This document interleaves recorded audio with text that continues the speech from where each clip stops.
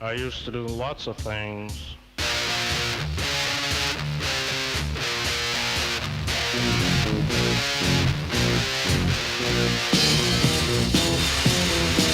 I used to do things and I'd say things and Jesus I was evil.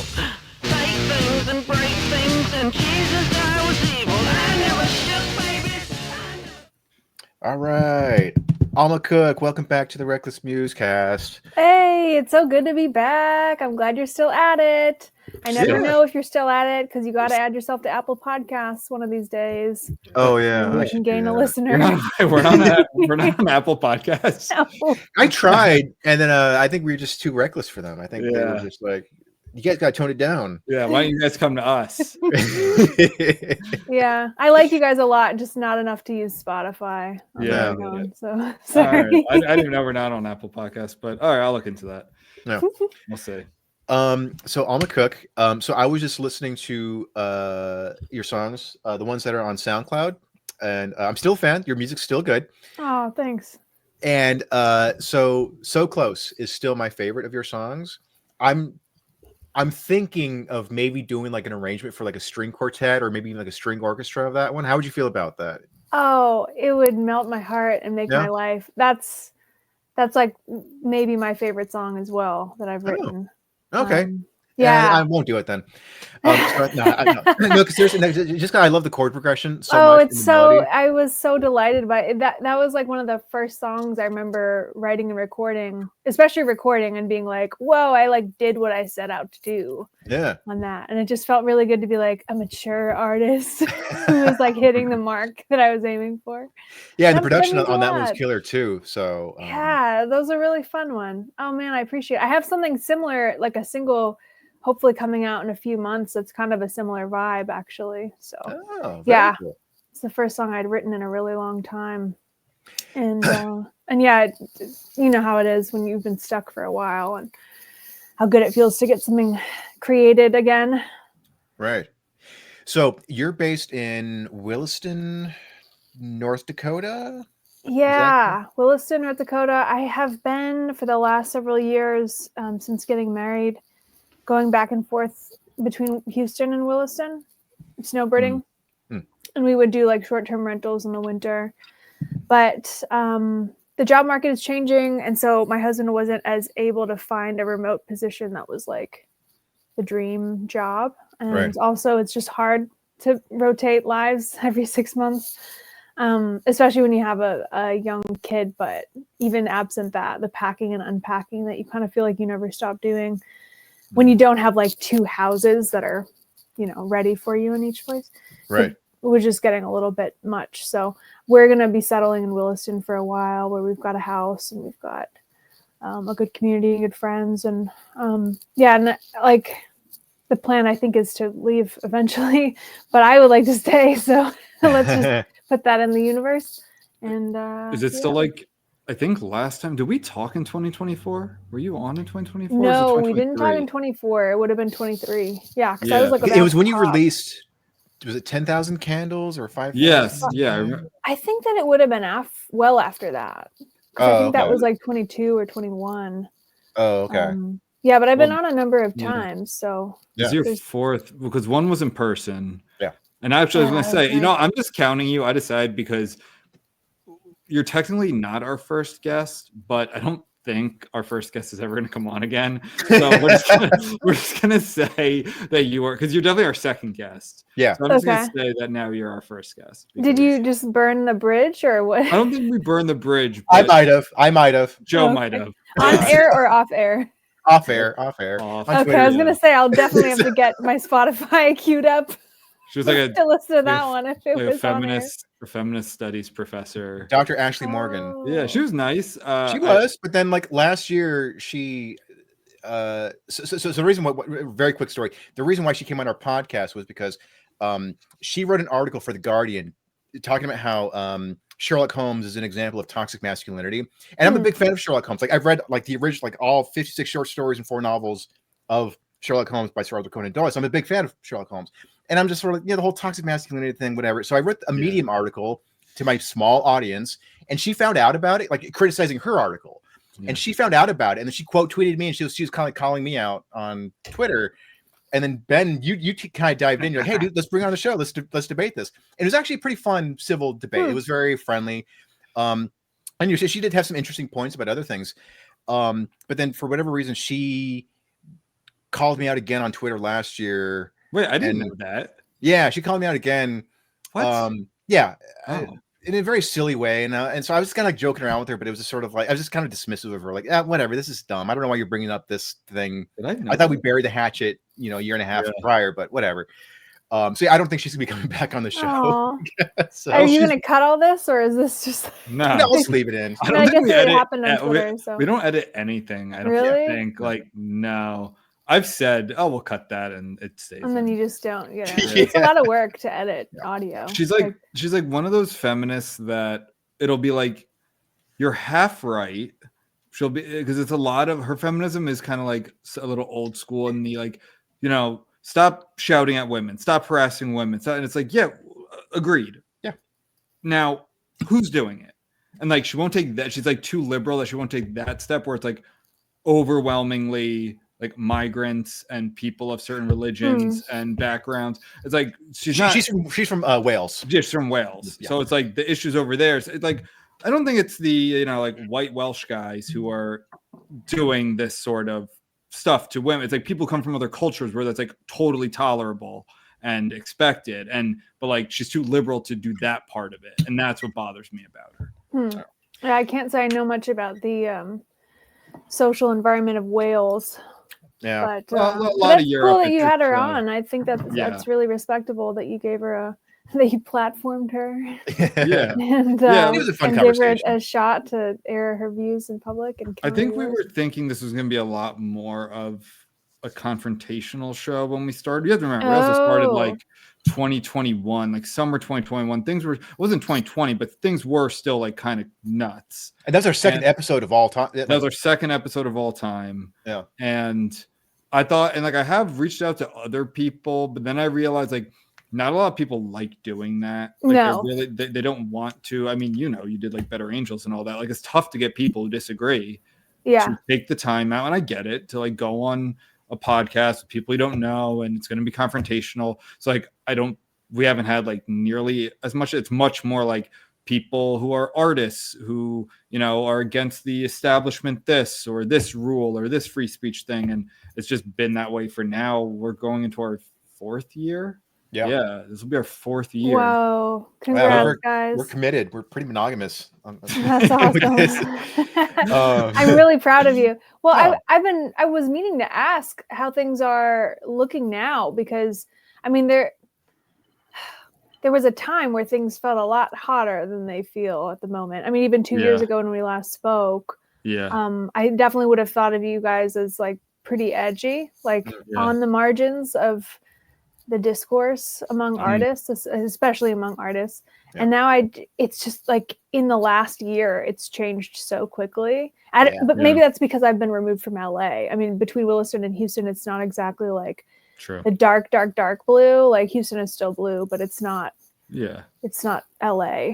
I mean, you guys in Houston, you guys are surrounded by guns and God, so it's not like there's a different kind of liberal for sure. I really, honestly, guys, I really like Houston. I think that it's really like culturally solid. It's so diverse. I think it's the most diverse city in America. Yeah, it's extremely diverse. Oh right? my gosh. And my aunt and uncle, or like my cousins, like my dad's cousins, like my second cousin lives in Austin. He grew up in Houston, so his parents live in Houston, and it is like a super diverse place. And it's like, it might be blue, but it's also like it's not like what happened. It's really like the deep blue places where it's like, because there's no red, there's no check on it. Yeah. It's like it's just who can go as far to the left as possible. Yeah. Whereas in Houston, you really like you can't go into a room and talk like everyone agrees with you and just assume that that's the case, because it's probably just not statistically. But whereas in LA, you can kind of bet on that, and so you'll run your mouth in ways that you just couldn't afford to do in anywhere in Texas, probably. Like, doesn't Houston even have a Republican mayor? I don't think so. No? I mean, I'm sure in the not so distant past they did. Okay. I thought my husband actually thought that they went for Trump in the last election, but he was wrong. but probably not by much. It probably was pretty close. Yeah, it's if I had pretty to bet. close. We do have Dan Crenshaw is the senator that represents that district. So I mean, it is like a Senate seat. So it's not crazy that he would be. Or is he a senator? He's a congressman. Is he just okay? Then maybe that's actually more of a stretch then. Yeah, it's like a mix. Region. It's like Houston's so big too. It'll be like carved up. Like, okay, this will be a Republican. This will be a Dem. There is one. I can't fucking stand this guy. I don't even know why. Like for some reason, he's like ended up in my algorithm. He's this state senator from Houston. He's like this Asian American liberal guy, and he's just like the most obnoxious person. And I think he really got on my nerve because I'm a huge fan of Meatloaf, like the singer, and he died. And like I guess Meatloaf was a Republican, and like I guess kind of an anti-vax guy. And this guy was like dancing on his grave. And like first of all, Meatloaf didn't die from being not vax. He died because he was old and he had health issues and he was overweight and all these other things. Yeah. And this guy just died and you're like dancing on his grave. And I like have no tolerance for that. Yeah, I don't tolerate that at all. Yeah, and he's like such a nice guy too. Like Meatloaf, he wasn't like some politician who like sent bombs over and killed people or something. He was a singer who made people happy. And since his name's something Wu, I'm not making that up. Like his name, I think it's Gene Wu. So if you ever see those signs in in the Houston neighborhood, I'll tear them down. Yeah, the guy sucks. I hope Gene Wu hears this. I just like randomly. I'll just so the braver angels in me is like, okay, we don't dance on Meatloaf's grave. We also don't hate too hard on Gene Wu. No, this guy sucks. Gene Wu. I can find him. He's a human being. But I mean, all that said, Houston is dope. I think you both do very well there, actually. And there's a really sick art scene. I didn't really dig into it during my time there, but there's a lot of Texas I want to explore. So many Austin great and San Antonio. Jazz musicians came out of Houston. My brother actually just pointed out. I'm here in Wisconsin with my family right now, and my brother came to visit as well. And there's this album he was listening to where it's like, I think the title of the album is "Three of Us Are from Houston and Ruben is Not." It's like this quartet of guys, and I guess we know how to crank out some good players. That's cool. Well, speaking of players, so tell us about some like your more recent like music related projects that you've been doing lately. Oh, Joe. I think the last time we spoke, I was in the process of procrastinating the album that had been recorded like 10 years prior, and I'm still procrastinating the album. Wait, didn't you organize a concert like last fall or something? I did. Yeah. Tell us about that session. I mean, I've been up to a whole lot musically that I'm really proud of. So as sheepish as I am about the album, the album that may never see the light of day.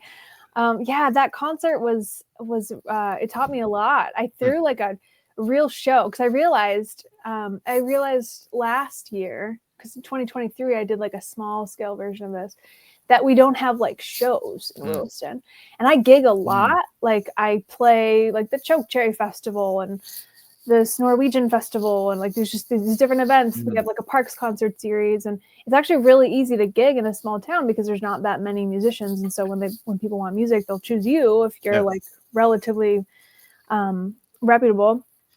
But there's a difference between that and like a concert. So in a place like Williston where it's risky, like it's hard to get anyone to buy tickets even like for their kids' recital. I knew it would be a long shot to try to like have, a ticketed event, but I did it, and I worked with a local, technically local, but also national event production company that happens to be based in Williston. And they challenged me to charge $30 a head and $100 for VIP tables, which would seat 4. And I did it, and we sold out and then some. Nice. And it was just a killer show. I mean, I lost so much money on it. Oh, yeah. For being real. Yeah. Because it was still a small enough space where I was so focused on creating like the best experience for the audience and making this something that they would remember, and just something they would take with them and I would be able to build on for the next time. But the cost was totally worth it to me. I mean, we did great in ticket sales. I feel like there were so like huge waiting lists and a line of people at the door who couldn't even buy tickets. Yeah. And yeah, music was great. It was super fun time. There was like a free cafe drink and like a sweet bread included in every ticket price. So like this, exploring this idea of like adding value to the ticket rather than reducing your price was really, really cool. And gosh, yeah, it was like my favorite event that I've ever put together. Are you planning to do something like that in the future, or? I hope so. If I could just do stuff like that, I would be so happy. Right. I'm due for baby number 2 in May, actually. Wow. Congratulations. Which he has a way of, adjusting your plans and your schedule for the year. But that said, I would really love to do something similar toward the end of 2025 if I can. If I can't, so be it. 2026 is fair game. Sure. But yeah, I just learned so much, and I want to implement pieces of that, like the raising the bar that I did that night. I want to incorporate that into the other stuff that I'm doing. And how many people were in attendance? Well, don't tell the fire marshal. Oh. I think the space officially had like a capacity of like 60 or 70, but we sold 95 tickets, I think. Yeah. Knowing that some of those VIP tables for 4 would be like not quite 4, and that some people just would not show up because of attrition. Right. So we probably had about 80 in the room. It was shoulder to shoulder, like you could not hardly breathe in that space. It was so packed. 80 people in a 60 seat venue. It was a coffee shop. Her name's Alma Cook. I think you should arrest her right now. Okay, yeah, go on. Sorry, continue. Yeah. You reckless mule. No, I know. I know. No, that's cool though. So, and you were also featured in the local news too, weren't you? It's so easy to get featured on local news. Yeah, there's like if you're doing anything that's not happening on every single Tuesday, you can get on the news. So I don't know which one you're talking about. I was in the press in a number of places. You posted about it on Instagram. It was those 2 ladies on the news. 2 ladies. Oh, the Bismarck TV show, the morning TV. Yeah. It's a really sweet little morning show called Studio 701. And it's based in Bismarck, so it was like a 3-hour drive. It was like my first night away from my baby, actually. It was to be travel to be on that show. And yeah, I mean, it's not like anything giant, but it kind of speaks to this idea. I don't know if you've heard it phrased this way, of packing a small box as a musician, where you become like the hottest thing in a very small area. And then you're able to build traction in the regions around that because people start to know you and recognize your name.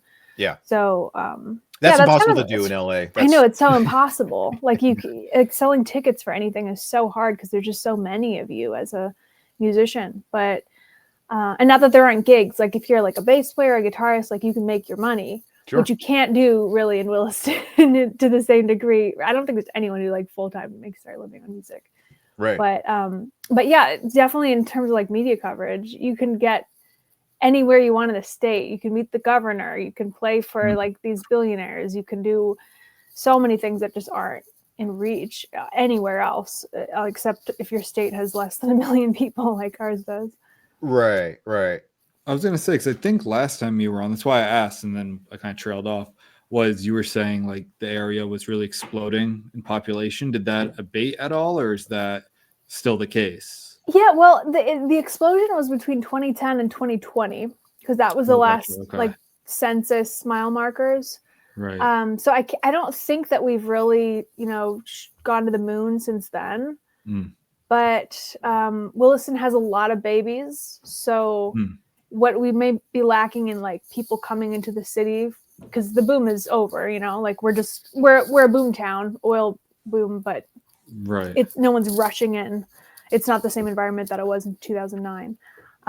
So what we lack in the migration, we definitely, I think are making up for in toddlers. Like all those people are now having children. Yeah. Who moved there like a decade ago or. Yeah, and who like have no room for themselves in the elementary schools at this point.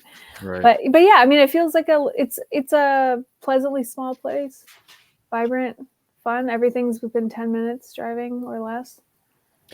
So I wanted to bring up something that you posted on Instagram. I thought this is actually really interesting. So you said, coming from LA, where musicians are a dime a dozen, the plan was always to be a specialist. Let the guys be great at drums and bass and guitar and all that. I'm just a singer and only a singer.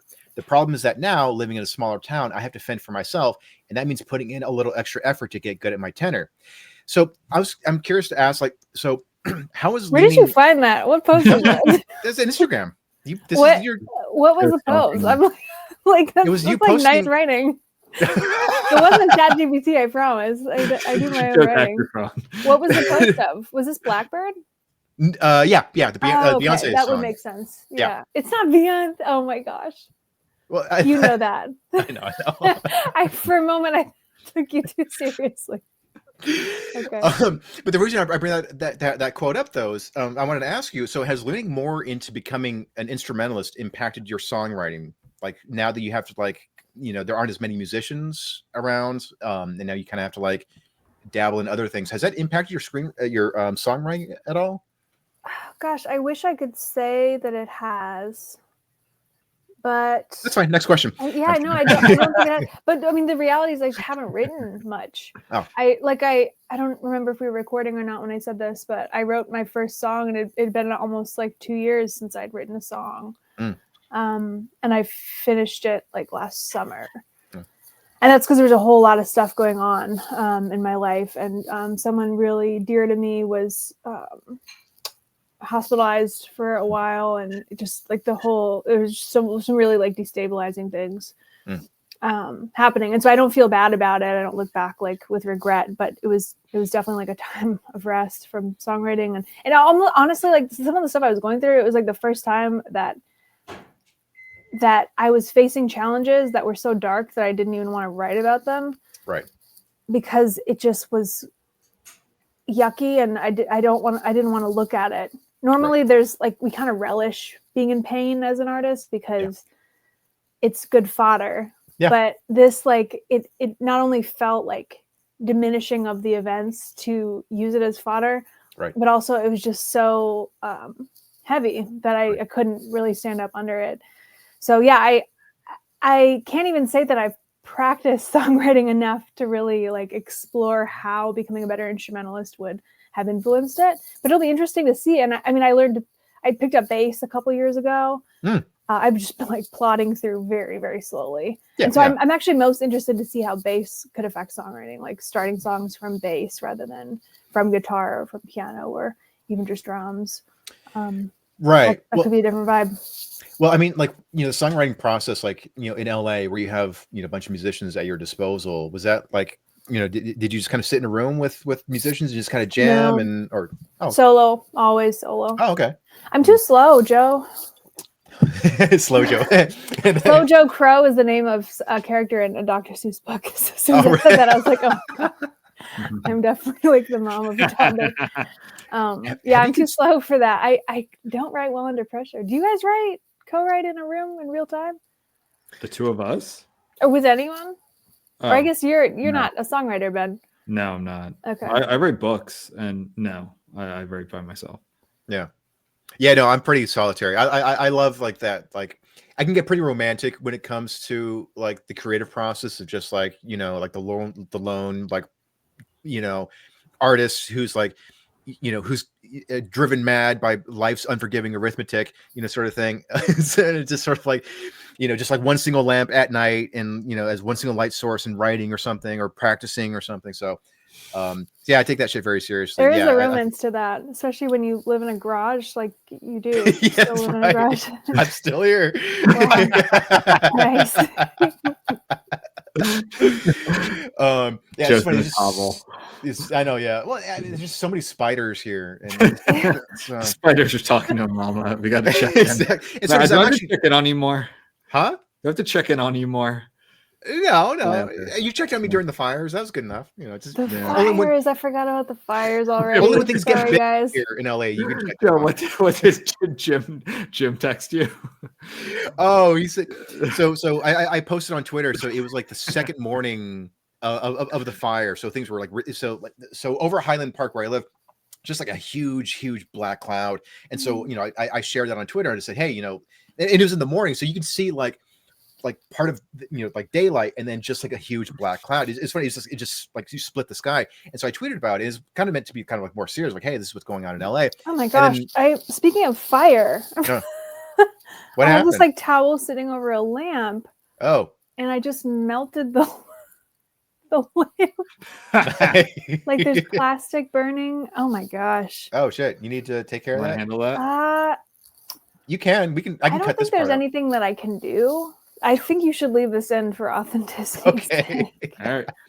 CNN. I might turn off this lamp Oh, yeah, that might be. that's smoking. No, leave it on for authenticity. No, I just I don't know if I should melt the plastic even more. Oh my goodness. Who knew that was possible? What the heck? Guys, that was really weird. Well, I just avoided the Wisconsin fires of February 2025 by catching that before it actually smoked. Maybe that'll be good enough to get some local press. So yeah, I need more of that. Well, you know, so Jim texted you. I don't want you to lose your. Oh yeah, so it's inevitably a great story. On Twitter, I posted a picture of like this huge, you know, plume of black smoke over Highland Park, and then everyone was kind of responding like, "Oh my god, I'm so sorry that's going on," this and that, and then Jim just goes, he says, "Y'all are always on fire." It's just like, he's not wrong. I know. Yeah. I mean, he's definitely not wrong. I did hear that it was, I mean, I try not to pay much attention to the news these days, but still having friends in LA, I mean, like, you can't avoid hearing about how different this time was. Yeah. But yeah, I mean, it's going to happen, right? Yeah. That's part of the bummer of it. Still not enough to get you to leave. No, I'm gonna die. I was gonna ask, you're in it. Die there. Yeah, I'm gonna die in some very LA fashion. I hope. Meth head just stabbing you a bunch of times. Yeah, exactly. Yeah. In Skid Row. Yeah. No. But anyway, so Alma, so you were talking about like promoting yourself. So how has that been like compared to like promoting yourself in LA? Like, I think that most promotion just generally is happening online anyway. So whether you're in LA or you're in a small town, it's going to look much the same. I mean, the poster hanging is a big deal in North Dakota. So like that's definitely a component of every event that you'd be trying to attract people to. But yeah, the online promotion thing, this is probably like one of the highlights of my last year was learning to actually enjoy social media as an art form. And yeah, just like relish the opportunity to communicate with fans and friends and people rather than just dreading this like self-promotional beast. And this happened by discovering this artist identity coach named Wendy Parr. I don't know if you know Wendy Parr. No, I don't think so. Okay. How did I come across her? Oh, I came across her through Andrew Southworth, who's like the Facebook ads guru for musicians. You should check him out, Joe. Some of his stuff might be useful for you. Yeah. But he hosted like a free music marketing summit a year ago. And Wendy was one of the session hosts. And when I heard her talk, I was like, oh my gosh, like finally someone who's not presuming to know what I want for my own career. Right. Like someone who's open to the idea of like, you could be hosting shows in your living room and be perfectly content to do that. And that's okay. I'm not going to tell you that you have to be the superstar and measure your success in terms of Instagram followers or Spotify listeners or whatever the case may be. Not that stuff is bad. Right. But I always hated like talking to music marketing people because they would assume that they knew what I wanted in terms of promotion. Like they know what my end goal is, and that's to like maximize fame and just maximize everything. Right. Post as much as you possibly can and all of that. And then Wendy, I found something different. So I scheduled well, I took like this little free mini, or it was free to people who attended the summit, this starter mini course of hers. And some of it's kind of woo-woo. It's like, what are your archetypes? And these things that I would normally never give the time of day, but I tried to stay really open to it. Yeah. And then I scheduled a one-on-one consultation. I ended up taking one of her heavy duty classes called Compass, which is focused on like building a cohesive artist identity. And marketing is inevitably part of that, because marketing is the public facing side of this identity that you have. Right. And yeah, through exploring archetypes and through exploring, I don't know, it sounds so corny, but like exploring who I really am. Yeah. Yeah. Like who I authentically am. Yeah. In naturally, like, Right. I don't mean in some like hyper spiritual way. Like, what are the things that people know me for in daily life? Yes. Like, what are the things in my living room in daily life as it is, without staging it? Oh, there's white flowers always in my house. I always have those. So like, if you look at posts from my last year, you will see that like white flowers are incorporated everywhere. They're in my stage design now. Like it's kind of part of my backdrop, so to speak. And little things like that. And then, bigger internal things. Who are you in relationships? Like all of this can play into who you are on stage. Yeah. Not in some abstract way, but like in a concrete visual way, so Right. that you become the artist who always fills in the blank, Right. like with whatever you are. Yeah. And you can bring that to social media. You can bring that to in-person shows. You can bring it to individual interactions with fans, like whatever the case may be. And that's, if you can't tell by how excited I am talking about it, it's just been like such a highlight for me. Arguably like a highlight of my whole music career was stumbling on Wendy Parr's insights and doing the work. Right. No, I love that, because there's a comedy show / podcast called Kill Tony. Have you guys heard of that? Yeah, of course. Yeah. Of course. So, I'm a big Andrew Schultz fan. Oh, okay, nice. Yeah, Andrew Schultz Like is good. huge. I just saw him in a And movie yeah. recently. He was good in that. I that? saw him in a movie recently called The Thicket. Oh, I okay. heard about The Thicket. That's Yeah. what he got the haircut for. Oh, is it? Oh, Yeah, he had like very a crazy fascistic haircut looking- for like a year. Yeah. Did he? Oh, okay. I think so. I won't derail you, Joe, but it's a Western, and I didn't know it was him at first. I'm like, that guy looks familiar. And he was a small role, but he stood out. He was like a bordello owner. He's like a guy who ran a brothel. And he was like really kind of over the top, but in a good way. And I looked, and then when I wrote the review for it, I'm like, holy shit, that was Andrew Schultz. Like, that was really good. Yeah, he's got chops. He's been Yeah. acting for a while. Yeah, I he's on, noticed like, that. An I was MTV like- show. Yeah, There are like, little gigs here and there. He never Yeah. auditions for anything, but he gets Oh, okay. invited to certain roles. And, he was good. And it was like him in a fist fight with Ethan Hawke's kid, who's also like not the girl. Like, I know that his daughter acts and she's good. And then I'm like, this is Ethan Hawke's son is also an actor, and he was good. Like, I know there's a like nepotism Wow. thing, but I'm like, no, he was like actually good. Joe and I have talked about this. I'm not like, I think it's kind of nice that all these kids whose parents were actors also want to act, and like, I don't think that's wrong. And if they're good, then even better, because people like to see good acting. I understand it's like, well, they get opportunities other people don't get. I understand all that. That's kind of how life works. But like, they're good. Like, if they sucked and they were still getting all the jobs, I think that would suck. But but the fact that they're both good, I'm like, that's really impressive. And also Peter Dinklage is in it, who's very good. They love Dinklage on Andrew Schultz's show, and everything you just said about nepotism, so to speak, is something Andrew would agree with. They've talked about that on his show a lot. But anyways, Kill Tony literally was mentioned on the episode I was listening to of Schultz's podcast today. So, well, the reason I bring it up on the track. Yeah, the reason I bring it up is, so they bring on all these like amateur comedians, and they have them 1 minute to tell jokes, and most of them are not very good. And one of the things that I've noticed is that it seems like the ones who are not very good are the ones who they come off like they're trying to imitate like they're trying to sound like a comedian. They don't sound like, I think the best comedians are ones that, like, they come off like a person who just wandered on stage and just start talking shit, and they do it in a way that's so natural but so witty.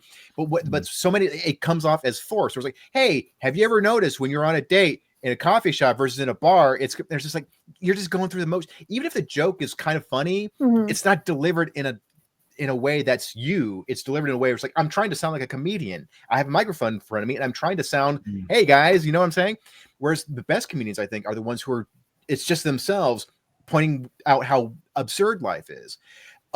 So getting back to your point, it's like, but it's so funny because it seems like authenticity, it's such a difficult thing to accomplish because it's just being you, but to do it in a way where it's like you do it in a way that's comfortable for you in front of an audience, like that's I don't know. Yeah, and I mean, to be fair to comedians, comedy is like the hardest art form. Yeah. So there's probably a certain amount of going through the motions that a person just has to do, whatever the art form. Honestly, I mean, it's like running scales as a singer or an instrumentalist. Like it's part of learning. Yeah. But yeah, it's crazy to me that being authentic is so hard. Yeah. I don't know why it would be the case, but you're so right. It is. And I guess some of it is just like everything we do day to day is more of a natural outflow, whereas there is like a degree of planning that has to happen when you're presenting yourself a certain way online or in person as an artist. And so maybe the planning is what kind of throws sand in the gears, but it was mind blowing to realize like all these parts of me were right in front of me, and I had never even thought to use them in my craft. Right. Yeah. I also hate self-promotion, which is why I think it's a good time to talk about that. We have a Patreon that you can find, that you can sign up for. We have 4 different tiers with. Does one of the tiers let you listen on Apple Podcasts? I'm going to be dead serious with you. I did not know we weren't on Apple Podcasts. I think that's what you said 2 years ago. Is it? Well, I see we've made a lot. 2 more years, we'll get on Apple Podcasts. Well, no. But we do a Patreon. You can sign up for it and we have merch. Oh. We nice. have. I'm just telling you this. I'm to the no. I'm like interested. I'm like going. Yeah, no. I'm genuinely telling you, Alma, to smash that like button, and subscribe. Yeah, and be sure to share. There's the buy us a beer option. I think. I don't know. I haven't checked in a while, but my aunt is like. When I shouldn't say our biggest fan because she's really Joe's biggest fan. Yeah, she talked Joe's ear off at my wedding.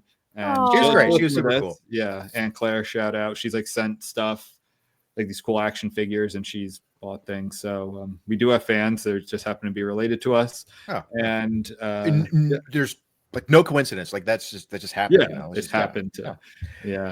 She's always just sending me huge messages about things that I guess I talked about on the podcast, but I don't remember. And so so that's adorable. Yeah, because she lived a pretty punk rock life, it sounds like. And really, I remember at your wedding, at all the festivities, not the actual wedding itself, but the whole festivity that weekend, she was just wearing Guns N' Roses t-shirts and stuff, Nirvana t-shirts and stuff. Yeah. And Claire loves. Have you had her on the show?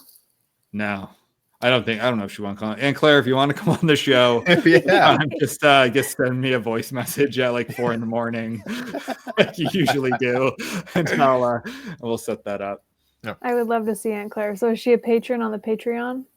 Yeah, she is. What is your guys' self-promotional journey looking like, individually or collectively?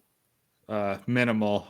Why is it minimal? Just because it takes time, or it takes time. Is there emotional blockage? See, now that I've unlocked these things, I can just diagnose us course or something, some kind of online course. I don't know. For me, it's. I mean, we promote stuff. I try and engage on social. I mean, Twitter's where where this podcast comes from. That's where Joe and I met, and we have I feel like we have a cadre of listeners and fans who we regularly interact with, but also now Twitter, unfortunately, as much as I like some of the changes with Elon buying it, one of the things that's not good about it is it really suppresses outside links. So it's horrible. So and we're on YouTube and Spotify. I guess that's it. It's because we're not on Apple Podcasts. So weird ones. What was that? We're on some other weird little podcasts. Are we? Yeah, I have no idea. We really just share the Spotify and YouTube, and that just in the algorithm is not great for Twitter, which is unfortunate. And we post it on regularly on Instagram and other stuff, but it's more of regular people who we interact with, which I kind of like. I'm of course I we don't want to waste our time. Like we want to grow, but I like it. That's kind of like, oh, we just talked about Jim. We have friends in Buffalo and Arizona and California and North Dakota. And I think that's really cool. And we've had a lot of crossover, I feel like, with Anthony, probably the most. Oh, awesome. Yeah. We've been on his show. I went on his show. He read my book about like hardcore gay porn. And we talked about that. It wasn't about gay. I mean, like there was a section because I think they were very surprised that there was like some of that. Yeah. And because it's a book about a Greek god who goes to New Orleans. And I mean, it's ripe. Right. The scene is set. Right. Well, not just a Greek god, Dionysus, and there happens to be some hardcore gay pornography in it, and we talked about that. So now I just kind of joke that's what the book's about. That's cool. That I'll take full credit for the Anthony connection. That's right. Yeah, because it was through you. Yeah, I literally don't even remember how it happened. Yeah, it was. You could have told me that he introduced us, and I would have believed you. I remember exactly how it was because I remember. So you, Alma, you and I, we followed each other on Twitter, and then we met. You did a little concert in Pasadena, so that's when you and I met in person. And then at some point, I think you invited me because this is Sap and Claw Elixir. They were doing a show in Long Beach, so you invited me to that. So that's how I met them. And they had a podcast, so I was like, "Hey, we should go on each other's shows and stuff." So I think that was the course of. But Anthony's not with Brother Nate anymore, right? No, I don't think so. No. Yeah, it's hard to be in different cities. Yeah. Sure. I saw Anthony a few weeks ago, actually. Oh, really? Yeah, they were in Houston, him and his wife and baby, who's the same age as Maya. Very cool. But you're both Wisconsinites, right? Did you know each other from Wisconsin? Or is that I met Anthony through his wife. Gotcha. Who was at UW-Madison. And I didn't go to the UW, but I was in like a Bible study with her on the UW campus. And she's a big music girl, obviously, music major. She was is a harpist, I would say. Harpist. And Anthony was a guitar major, and such is love. They got married. Nice. Yeah, it's good. And I like what you're saying. I think increasingly I see the beauty and importance of like the small and mighty crew, and definitely the importance of not like inflating your own numbers to be beyond what they are, because it's going to come back and bite you, to not have like authentic numbers that really represent reality. There's a lot of people puffing up their Spotify streams, and it doesn't do them any algorithmic good. I mean, like Joe, like I said, Joe and I met on Twitter, and he was in my wedding. Like, that's crazy. Yeah. My husband and I met on Twitter, and we had a wedding. Yeah, and now we're married.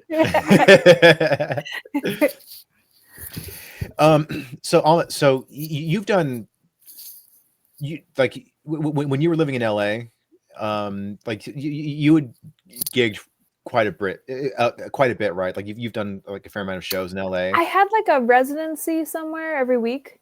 Okay. And then I did a number of like spot dates with a band. Again, the problem being that it's hard to subsidize that as a solo artist who has to pay everybody in the band. Yeah. I think I would break even though. I mean, like, ticket sales the musicians I used had good followings, right? Kind of among musicians, and so we did all right. But I don't think that it was like the headline of my LA career. It's like gigging. It's funny. It still hasn't even entered my thinking. Like, oh, I can get paid for doing this. So like, because here's the thing. So like, a good friend of mine who we've had on the show, his name's TJ Troy. He's been nominated. You introduced me to him. That's right. I interviewed him for Braver Angels. That's right. I forgot. Yeah, I forgot about that. So he recorded an album, and I did some rhythm guitar tracks for it for like 3 or 4 songs. And it's funny because because we're buds. So he's like, hey, I would love it if you could do some rhythm guitar stuff for this album I'm working on. I was like, yeah, sure, totally, man. And then after we spent like 4 to 6 hours recording, and then afterwards he hands me $200. I was like, what's this for? And he goes, it's for recording. I was like, I thought I was just helping out a bud. I didn't know like I can get paid to do this. So he's like, yeah, take it. Like, sure, okay. But yeah, it's just so foreign to me, the idea that you can turn your art into like commerce. Well, it's not. I don't want to say that it's not art, but being a session player is a totally different ball game. Yeah, no. And it's a That's right. different ball game of like skill level too. I mean, like the Yeah. tier of player, like it's a very small world at the top. So those people that I was gigging with in LA Mhm. were like Harry Styles' band Yeah. a couple of years ago. You know what I mean? Like that's, if you're good enough to be a session player, you're gonna probably stick with it and make it if you're doing all right.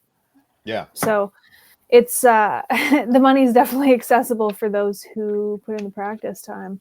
But then I did notice in LA there was this whole other tier of musicians who either they weren't as serious or they just didn't have the chops or they didn't put themselves out there in ways where they could make those connections. So they weren't recording and they weren't gigging and they weren't getting the church music director gigs, which is like the good consistent money when you can get it. Right. And so on and so forth. So there's like kind of two different worlds within the LA music scene. Yeah, it's weird, man. I'm very much on the fringes of that, and I don't know. Just the idea of like promoting myself, I don't know, it just feels weird. Because I play guitar, so it's like there were like half the city plays guitar. Yes, so it's just sort of like very hard to be a guitarist. Very hard to be a singer. Joe and I like anti-promote. We should like turn people off.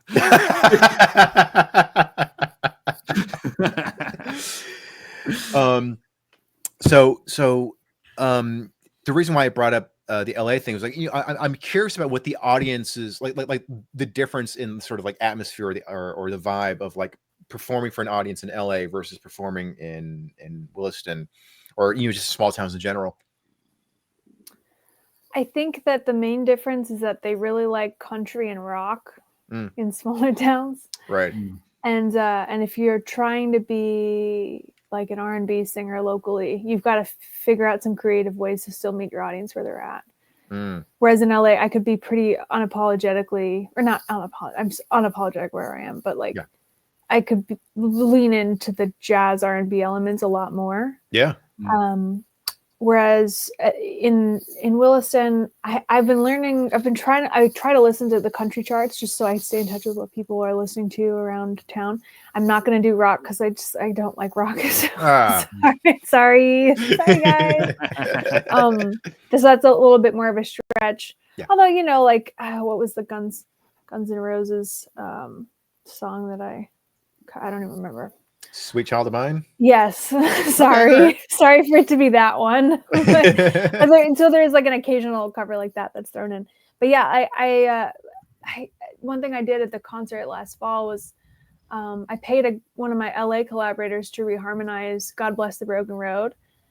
I don't know if it's a Rascal Flatts original or if they just popularized it, but definitely known as a country song, and we made it very R&B, and so that was like a good embodiment of that, like what you have to do in a town like Williston if you care about your audience, which I do. Creating a little bit of a segue. Yeah. Because I don't know. I'm uncomfortable saying like I do this for me, and I do in a lot of ways. But if I'm expecting people to pay a ticket price, I'm making an offering to them, and that means respecting the music that they like. If what I do is not exactly their lane, Right. Jelly Roll too. Oh my gosh, love Jelly Roll. Oh yeah. He's easy to love though. Yeah. Jelly Roll. Heard... No, good guess. But you don't know Jelly Roll?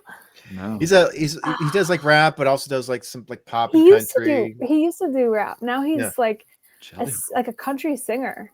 He's a big fella. He's got tattoos on his face. But like really like adorable though. He's got like a very sweet big guy getting smaller by the day. I think he's lost 100 pounds last I checked. He's good friends with Theo Von, the comedian. He's on Andrew Schultz's show a lot too. Yeah. He's done like the podcast. Some of the best episodes. he's done the comedy podcast circuit, and Theo Von does funny. And Theo Von does a really good impression of Jelly Roll because he gets like really passionate. He's just like, I just want to thank everybody out there. If you've got a size 9 foot and a size 11 shoe, like this is what he's just like just going on. But it's like I'm not even like a big fan of Jelly Roll's music, but I love listening to him. He just seems like such a sweet, cool dude. So yeah, I see him as it's funny. I don't want to say I see him as an amateur. That's not the right word. but he has like the enthusiasm of someone who's brand new to the Yeah. game, but he's Yeah. been doing it for a while, and he just has every intention to get better at it and to Yeah. keep growing as a songwriter and as a singer. Like he takes lessons, and Yeah. then he keeps it really light. Like he's so funny, and he Yeah. cares a lot about people. Like he does a lot of like kind of ministry work with fellow ex-cons, or I guess current prison inmates, because he's an ex-con, I guess is what I'm saying. Yeah. And he just has a big heart for people with drug addiction, alcohol addiction. Yeah. Because he's been there, and he's so relatable to this, very much the part of America that is not highlighted or praised much by the coasts. Yeah, there's this growing group of like artists and creators whose like work I don't like, but I love them as people. I think Post Malone is another one. Like, He's I'm not a fan like on of. country too. I haven't listened. He seems but... like a good dude. Like I don't care much for his music, but he every time, like every podcast I've listened to him on, or every interview, he seems like such a sweet, down to earth guy. And he does. like, have you seen him like in the Charlemagne the God, the Breakfast Club? No. I haven't seen him there, but Jelly Roll says that he's the nicest person on the planet. Like, just so warm. Charlemagne's an asshole, but so he went after an asshole. Yeah, I mean he's such an obnoxious jerk, but they've had Post Malone on their show, and Charlemagne is just so cold and so distant towards him, and he's been asked. Charlemagne's cold. That's so interesting. Charlemagne the God. Yeah, are we talking about? I don't know. He's got a bone to pick with Post Malone, and they even asked him in another interview, "Hey, so what do you got against Post Malone?" And he goes, "Hey, I don't have anything against him. I just think that if you're a white person, if you're appropriating Black culture, at least be honest about it." I'm like, there've been white rappers for decades. I don't know what Post Malone's done. Yeah, like how's he different? Yes, that's interesting. I'd have to listen to that to really understand. And so throughout the interview, he's just being like, he asked me, "Hey, so now that you're famous, like, are you out there? Are you like playing the field? Are you just like nailing chicks, all over the place?" And then Post Malone's like, "Well, my girlfriend's here. I'm not doing that. Like, my girlfriend, she's in the studio. She's right there." And then, but it's sort of like he's just trying to, I don't know. He's just all these gotcha questions, trying to like pose a trap. Whereas Post Malone just seems like, "Hey, dude, like I'm just making music. I got a girlfriend. I love her." That seems like really. Charlemagne doesn't. I don't feel like he treats most guests that way. Well, I think there might have been mention of this on a Schultz episode, actually. So maybe there's something more going on. Oh, that's right, because Schultz has the show with Charlemagne. Yeah, Schultz and Charlemagne have one show. Sorry to make this a meta podcast about comedy. We do shit like this all the time. We mention other podcasts all the time. But I don't know. Maybe I've only heard the worst of Charlemagne when he gets dragged into drama, or when he causes drama. Maybe but there have been times where I'm like, oh, he seems like all right. Like, I like that he's questioning this. I like that he's calling people out on this thing. There's a lot to like about him. Also, I was talking with Joe, so I'm actually creating a trading card game with a friend, and it's like about the Middle Ages. And I'm currently listening to a podcast if he wants to talk about appropriating culture. I'm listening to a podcast right now about Charlemagne, the King of the Franks. Like he's named after the godfather of Europe. So it's like, who are you to say that someone else is appropriating culture? You're named after one of the most iconic kings of European history. Yeah, well, the rebuttal to that one. Now what? I mean, it's like power dynamics. Oh yeah. Sure. I mean, I don't think it's very. It's actually like, it's wonderful to me that I haven't like come face to face with arguments like that in a long time. Oh, partly because the vibe shift, but also because I'm just living in a different place. Like, that's good. I envy you. The appropriating thing is very like 2019. Yeah. Like, Joe, do you disagree? Do you still see the appropriation chatter? Every once in a while, there are times when seriously though anymore. It's like people are always going to say that kind of stuff. Yeah. And there's still protests, or there's still like cancellation campaigns, but it feels like very vapid and there's nothing really behind it. Like there was that like force behind it for like, almost a decade in the 20 teens and then the early 2020s, like very early 2020s. And it's just very obnoxious because I mean, like, there are people who I'm friends with who I disagree with on politics like vehemently, but it's like, but you're a cool person though. But here's the thing: I'm biting my tongue when you say something I disagree with. If I were to say, hey, actually this and this and that, I don't know if you would still be friends with me, or like I don't know if you would. So I hate that. Where it's like, you're a cool person, and we get along great. We can hang out and everything, but like you have this casual confidence of like, I can just say Republicans are evil, and just out loud, and it's totally fine. And I'm the one like doing the legwork to make sure that this seesaw stays balanced somehow. Exactly. It's funny. I'm not even like, I'm a registered independent, so I don't really care either way for parties. But it's sort of like, I'm also friends with Republicans who are Christians and conservatives, and they're totally fine. I get along with them just fine. So it's not like, yeah. So I don't know. It can be annoying where somebody will just blurt out something. Like, yeah, gender is a social construct. I'm like, yeah, the casual confidence is a good way to put it, Joe. Yeah. And I don't think I've come across it in a while. I mean, if I have, it's in reverse. Right. Yeah. But it is different when it's in reverse. Yeah. Because I think that the cultural right is used to being the cultural minority, and so even though increasingly they're not, they still kind of have just a baseline level of openness. They're aware that there's other ideas out there. Yeah. Right. I think a lot of people grew up like I forget who she was one of the women who was like a big feminist, but then was canceled, literally like lost jobs. Megan Murphy? Yes, Megan Murphy. Exactly her. And like she grew up, she was like, yeah, where I grew up in Vancouver, like British Columbia, it was like there were no conservatives. It was like the moderates were the enemy, and it was who's the most left. And so a lot of people grow up, it's like they grow up in liberal households, they go to liberal schools, they go to liberal colleges, and they move to liberal cities. And so they don't hear even like minor pushback. Because if you look at statistics, professors now, a lot of schools, there used to be somewhat of balance. It was always like more Democratic, more liberal. But now there's like far more professors who consider themselves like far left than even like center right. So they're not even, and I noticed that too, growing up in like, there were conservative teachers, but they weren't nearly as open about it. They would be more neutral, where the liberal or very liberal ones would be like very open about it and share their views and push back against any conservative or Republican type thought. And like when I was a very progressive person, it feels nice to be empowered, because I still think a lot of it goes back to childhood, and like children like to make adults happy. Like they like to make parents happy. They like to show off to adults. They like to be praised. And I think that goes all the way up through college, where college students like to be told by professors, like be reaffirmed by professors. And then conservative students, they get kind of struck down, or it's more of like the professor gives the counter argument. And then so a lot of the progressives and liberals, they go into their young adulthood not really ever being challenged in any way. So they do feel like, oh, well, everyone around me has always thought like me. Why would I think any differently now? Right. Even though a lot of these cities are like multiple elections in a row. LA has, like Joe and I were talking about recently, a third of LA voted for Trump in the last election. That's wild. I know. It's like that's an enormous number. That's an enormous number for LA. It's one in what 3 was it people. the previous time? Do you know? I don't remember off the top of my head, went but it was right. It's increased. It's definitely increased. Like for sure. from 2016 to 2024, I think it's going like 8 or 9 points more to Trump total.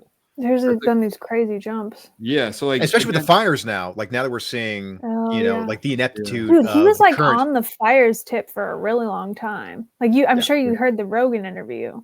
Oh yeah. Where he's like raving about the LA like fire hazards. Yeah. And then Rick Caruso, who ran for mayor in the last mayoral election, he's been talking about a lot of this as well. I just listened to he was on Barry Weiss's listen to that. That was good. I was gonna recommend it to you, Joe, but I guess I listened to it. Yeah, that was great. Look at us with I know. The same select. I think because like what I noticed about him though is that he wouldn't criticize Gavin at all. Yeah, and it's like that bothered me. That was like, well, no, it's because I was like friends with him. Is he going to run for mayor, or is he going to run for governor? Right. And then that to me was like, oh, he's running for mayor because he wants Gavin's endorsement.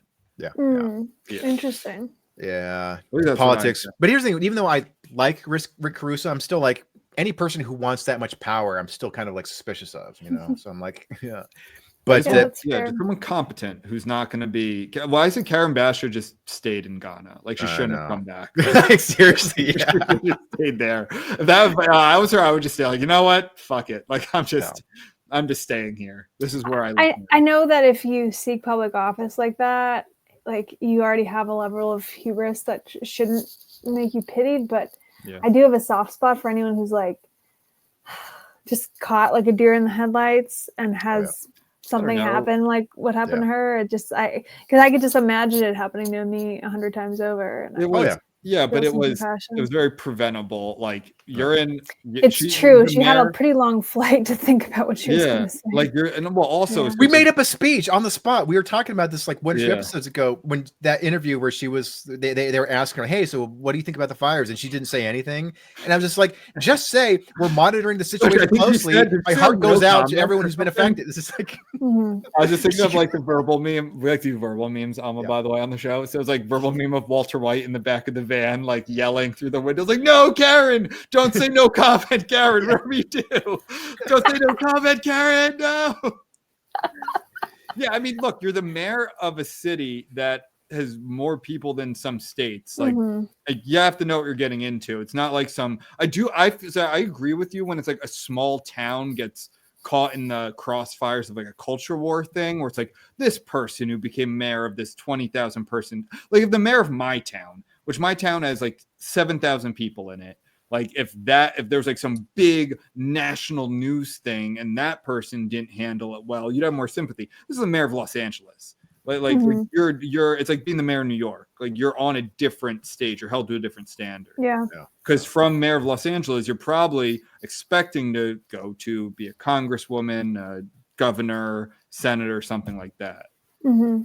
Yeah, you're making good points. I think my secondhand embarrassment is just you're too nice. Yeah, it's the, the woman in me. We're not nice here. I mean, different times when I made a dumb joke in front of like my class or like my coworkers, and it's like that times the population of LA is like 6 million or something. So it's sort of like the difference between embarrassing myself in front of 8 people versus 6 million is sort of. So I see where you're coming from, Oliver. No comment. He's on fire, lady. Say something. Yeah.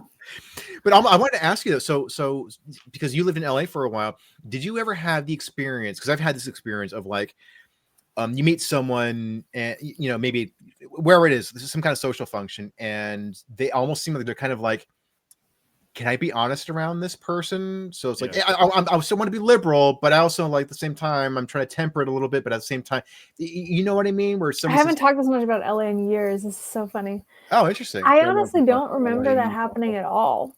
Okay, because I always felt like it was me that was like not even putting out feelers, but just kind of trying to observe and see. Right. And then at a certain point, I just like kind of stopped socializing with people. Nice. Outside my immediate circles, which is why I never made much of a music career for myself in LA.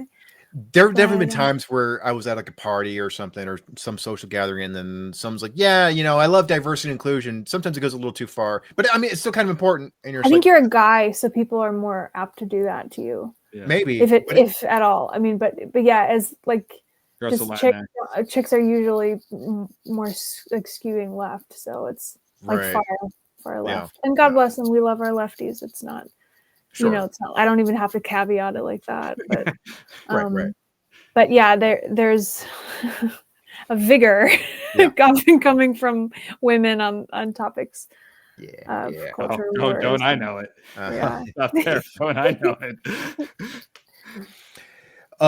So Alma, thank you so much for coming on the show. So do you have any other interesting like musical related things coming up, or is there anything that you're working on at the moment? I'm working on mixing a new single, which will definitely come out before the album that I mentioned 2 years ago. That's still not out. I am actually trying to button that up too, but this new single is called I Can't Write You Off. And like I said, it's one of the first songs I'd written in it was the first song I'd written in almost 2 years when I wrote it. So It was really meaningful to me. And it's kind of like a hi, here's where I've been, here's what I've been doing and how I've been doing. So it means a lot to me. And people, oddly, it's so weird to say this, but like follow me on Instagram if you want to learn what I'm up to. I'd still post on Twitter, but it's not as much music career related. But on Instagram, you would definitely get the heads up on when and where to find that song. Awesome. Well, thank you so much for coming back on the show, Alma. We missed you, and we're glad that you're still. Yeah, we're so glad that you're like musically active, and also like the fact that you're doing it like in a small town. It's like, yeah, good. Like bring some culture to some places that probably don't have like that the benefit of this sort of thing. So thanks so much. I've missed you guys too, and literally anytime, unless I'm giving birth. I'd be happy to go. And we should really like your vibes. Let us know. We'll show up in the hospital with our microphones. Be like, episode 193. Broadcasting live. Well, we should meet up in Texas sometime. That'd be fun. I mean, you just caught the end of my Texas run. You're going to be back at some point, right? You're right. I'm not saying like, hey, next week let's go to Texas again. But sometime like let's go to North Dakota, Joe. It's like halfway. No? Okay, yeah. They like rock in North Dakota, right? Like they sure do. Okay, all right. I think Houston would make a little more sense, but we can work out the details sometime soon. Dots are from North Dakota. The what are from North Dakota? The pretzels. Dots. Oh yeah. I thought you were naming a band, and I was like, I don't know the Dots, but yes, the Dots pretzels. Yeah, that's our pride and joy. They say right on them, like North Dakota proud or something like that. I think that they just took that label off. God damn it! Because now they're manufactured in like Minnesota or something. But they are still our pride and joy. Boycott. They're so yummy. They are yummy. All right. Well, thanks for coming back on the show, Alma, and we look forward to the next time. Thanks, Joe. Yeah. Thanks, Ben. We'll talk soon. Maybe we'll be on Apple Podcasts. Right.